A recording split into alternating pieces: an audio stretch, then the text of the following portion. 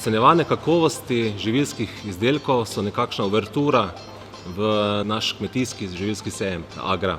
Do sedaj smo že ocenili preko 800 izdelkov, beležimo tudi vedno konstantno neko povečanje števila vzorcev, kar nas seveda zelo veseli. Ta medalja kot takšna iz ocenjevanja pač veliko pomeni in seveda je tudi pri potrošnikih že dobro prepoznavna. To je lahko velika reklama, spodbuda proizvajalcu, da vztraja ali pa še dodatno izboljšuje kakovost in pa seveda spodbuda za trgovce, ki pričakujejo, da bodo take izdelke dobro prodajali. In kupci seveda, da bodo uživali v tej kakovosti.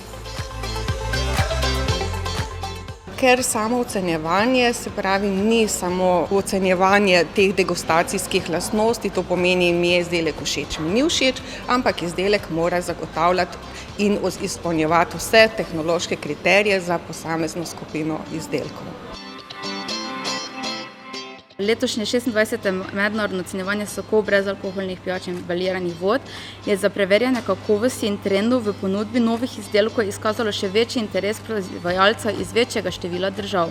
Posebej so v trendu pijače z manjšo vsebnostjo sladkorja. Ocenjevanje ohranja svojo tradicijo in s pomočjo te se tudi širi in raste, kar je bilo videti v zadnjih letih.